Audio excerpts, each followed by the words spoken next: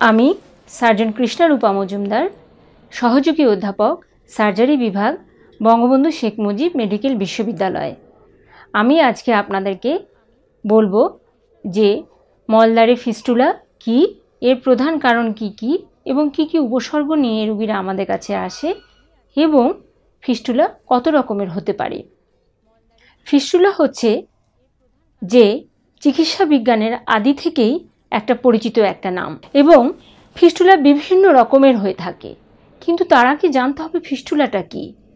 Fistula হচ্ছে মলাশয় এবং মলদ্বারের চামড়ার মধ্যবর্তী জায়গায় একটা অস্বাভাবিক নালীপথ, যে মলাশয়ে যে বা মলদ্বারে যে গ্রন্থিগুলো থাকে সেখানে ইনফেকশন হয়ে ফিস্টুলা ফর্মেশন হয়, যেটাকে আমরা বাংলা ভাষায় বলি ভগন্দর।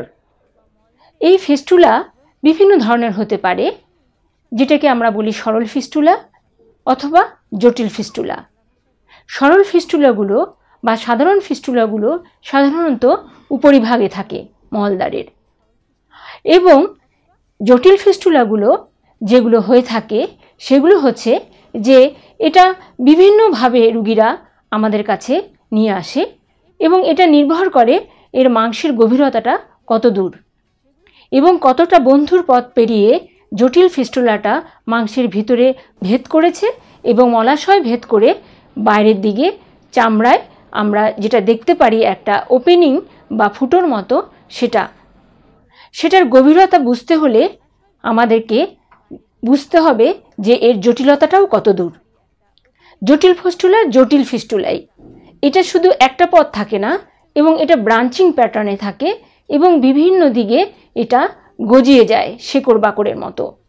সে ধরনের ফিস্টুলাই হচ্ছে জটিল ফিস্টুলা এবং এর মূলত প্রধান তিনটি কারণ হচ্ছে যে এই ফিস্টুলাগুলো দেখা যায় যে ইনফেকশনের কারণে হয়ে থাকে এবং অন্যান্য কারণগুলো হচ্ছে যে টিউবারকুলোসিস। অনেকে মনে করে যে টিউবারকুলোসিস বা যক্ষ্মা শুধু ফুসফুসেই হয়, তা কিন্তু না, মলদ্বারেও হতে পারে এবং এটার ম্যানিফেস্টেশন হিসাবে মলদ্বারেও ফিস্টুলা হতে পারে, যেটাকে আমরা বলি টিউবারকুলার ফিস্টুলা।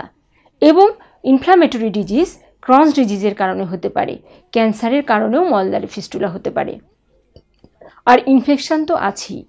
এই ফিস্টুলার রোগীরা আমাদের কাছে সাধারণত যে সমস্যাগুলো নিয়ে আসে, রোগীরা এসেই আমাদেরকে বলে যে ম্যাডাম, অনেক দিন আগে আমার একটা মলদ্বারে ফোড়া হয়েছিল, ফোড়াটা আমি বাসায় চিকিৎসা করেছি বা কবিরাজি চিকিৎসা করেছি বা হার্বাল চিকিৎসা করেছি বা অ্যান্টিবায়োটিক খেয়েছি, কিন্তু হসপিটালে ভর্তি হই নাই, বা হসপিটালে ভর্তি হয়েছি কিন্তু ভর্তি হয়ে এটা ফেটে গিয়েছে। তখন এ ধরনের একটা ইতিহাস থাকে, দেখা যায় যে 3-4 মাস আগে এরকম একটা ইতিহাস থাকে বা 4-5 মাস আগে, অনেক ক্ষেত্রে দেখা যায় যে 1 বছর আগে রোগীর এরকম একটা হিস্ট্রি থাকে, ফোড়া ফেটে যাওয়ার হিস্ট্রি থাকে। সেখান থেকেই মূলত এই ফিস্টুলাটার উৎপত্তি বা ভগন্দরের উৎপত্তি। যখন ফোড়াটা ফেটে যায় তখন ফোড়াটা ভিতরের দিকে ফেটে যায় মলদ্বারের ভিতরে, তখন মলদ্বারের সাথে বাইরের যে মলাশয়ের যে ত্বকটা আছে সেখানের সাথে একটা যোগাযোগ সৃষ্টি হয়ে একটা টানেলের মতো তৈরি করে, যেটাকে আমরা বলি নাল বা নালী, ফিস্টুলা নালী। এবং অনেক সময় এই ফিস্টুলা নালীতে দেখা যায় যে অ্যাকুইট ইনফেকশন হয় এবং যখন রোগী মলত্যাগ করে তখন এই ফিস্টুলা নালীর ভিতরে মলটা ঢুকে যায় এবং রোগী ব্যথা পায় মাঝে মাঝে। সে ধরনের একটা ইতিহাস নিয়ে আসে, চুলকানি এরকমই একটা ইতিহাস নিয়ে আসে এবং দেখা যায় যে চারপাশে যদি টিবি এবং ক্রনস ডিজিজের জন্য হয় তখন দেখা যায় মাল্টিপুল, শুধু একটা ফিস্টুলা না, অনেকগুলো ফিস্টুলার মুখ চামড়ায় দেখা যায় মলদ্বারের আশেপাশে। তখন আমরা ধরে নিই যে এ শুধু ফিস্টুলা কী কারণে হয়েছে, এবং ক্যান্সারের কারণেই যে ফিস্টুলাগুলো হয় সেটাও কিন্তু অনেকগুলো ফিস্টুলা নিয়ে একসাথে রোগীরা আমাদের আসে। ইভেন এইডসের কারণেও কিন্তু ফিস্টুলা হতে পারে, যেটা আমরা অনেকেই জানি না। ডায়াবেটিসের কারণেও ফিস্টুলা হতে পারে। তো এরকম অনেকগুলো কারণ আছে।